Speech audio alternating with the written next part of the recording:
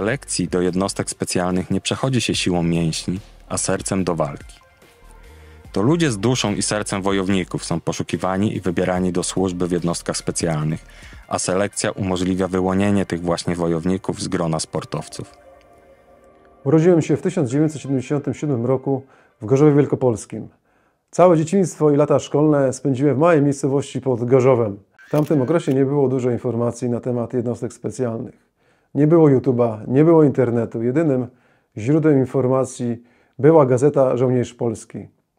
Najwięcej informacji uzyskałem od pana kapitana w Wojskowej Komendzie Uzupełnień. Zapytał mnie, czy chcę być jak Rambo. Odpowiedziałem, że tak, i po paru tygodniach dostałem skierowanie na badania o przydatności do wojsk powietrzno-desantowych.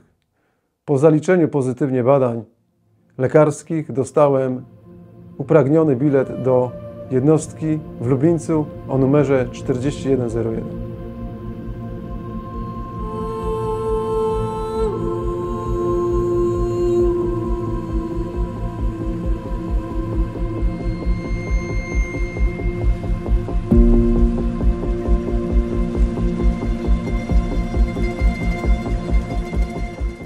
W jednostce wojskowej komandosów służyłem ponad 23 lata.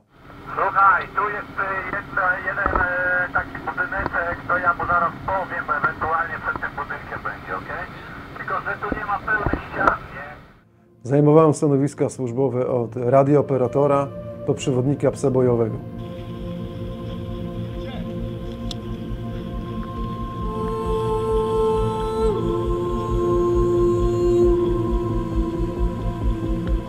W czasie mojej całej służby brałem udział w 7 zmianach w polskim kontyngencie wojskowym.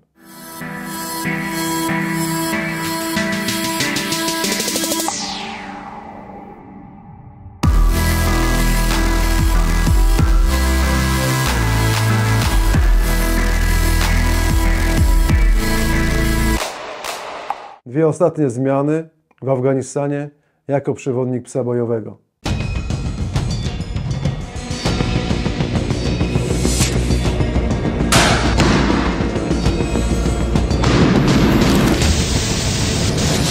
Rok 2013, Afganistan.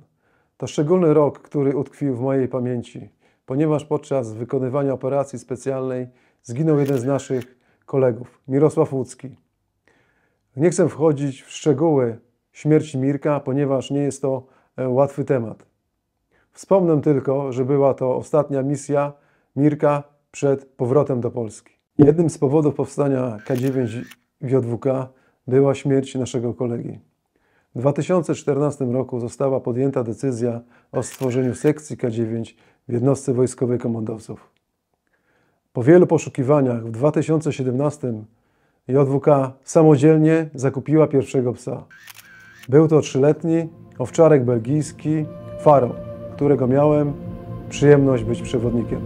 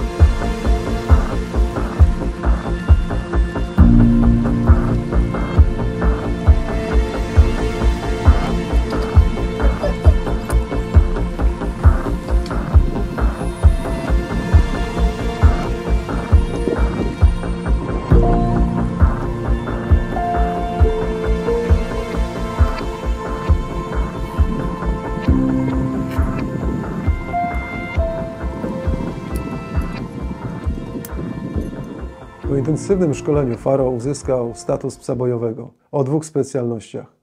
Pierwsza z nich to specjalność bojowa, natomiast druga to wyszukiwanie materiałów wybuchowych. Decyzją dowódcy wojsk specjalnych w 2018 roku ja i Faro zostaliśmy skierowani do polskiego kontyngentu wojskowego w Afganistanie wraz z jednym z zespołów bojowych naszej jednostki.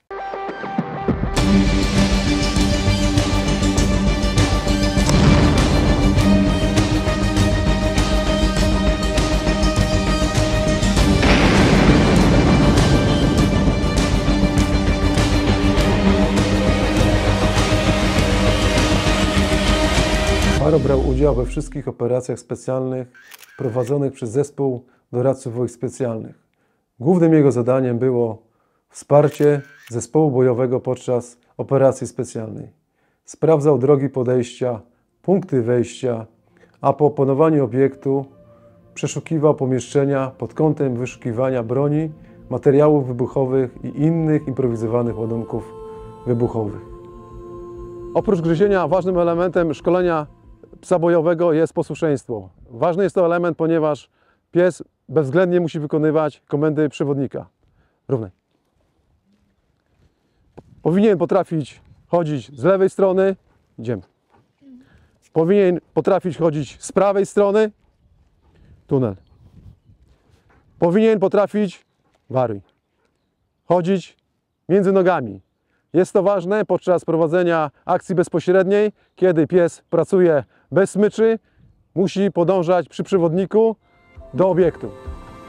Waruj, siad, prawa, do mnie, waruj.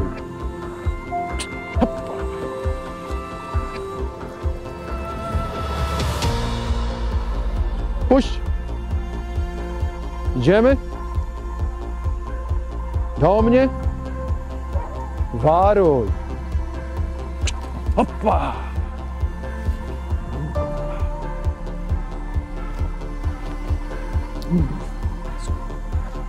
Puść. Siad. Stój. Tył. Waruj. Do mnie. Dół. Waruj. Do mnie. Waruj. Waruj. Waruj.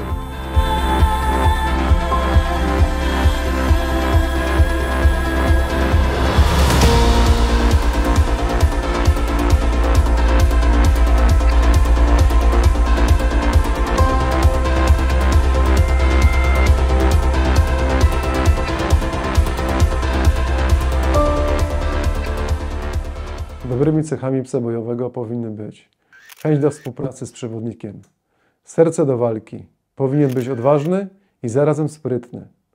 Te wszystkie cechy posiada Faro. Podczas służby Faro odbywał 2 treningi dziennie. Każdego dnia pracowaliśmy nad tym, aby każde powierzone nam zadanie było wykonane bezbłędnie. Główną preferowaną rasą psa bojowego jest owczarek belgijski, a także owczarek holenderski, ze względu na jego dynamikę, wytrzymałość i motywację do pracy. Z tego miejsca chciałbym podziękować moim trenerom z Duńskiej Woli, którzy mieli ogromny wkład w procesie szkolenia psów naszej jednostki wojskowej.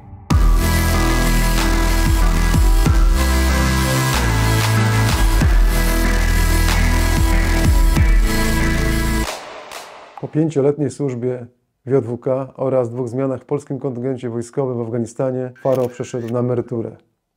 Nie wyobrażałem sobie, aby ktoś inny został jego opiekunem, więc podpisałem umowę adopcyjną.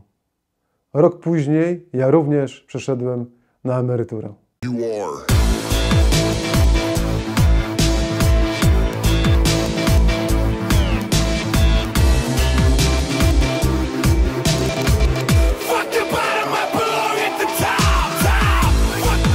Dzisiaj obaj jesteśmy w cywilu. Faro jest dla mnie w dalszym ciągu najlepszym kompanem na dobre i na złe. Jest w pełni oddany i wierny. Jako doświadczony przewodnik chciałbym podkreślić, że pies, który przez wiele lat był szkolony, nie powinien trafić do przypadkowego opiekuna. Chciałbym wszystkich uświadomić, że pomimo emerytury Faro pozostaje w czynnym treningu. Mimo swojego wieku nadal jest w stanie wykonać trudne zadania. Każdego dnia wykonujemy co najmniej 1 trening. Służba w jednostce wojskowej komandosów była dla mnie zaszczytem i przyjemnością. Dzięki służbie w jednostce mogłem spełniać swoje marzenia. Dziś to ogromne doświadczenie, które zebrałem służąc w JWK, staram się przekazać moim podopiecznym w ośrodku szkolenia psów, który prowadzę. Jako weteran jednostki wojskowej komandosów chciałbym zachęcić wszystkich młodych ludzi którzy marzą o tym, aby służyć wśród najlepszych. Nie ma rzeczy niemożliwych. Spełniajcie swoje marzenia.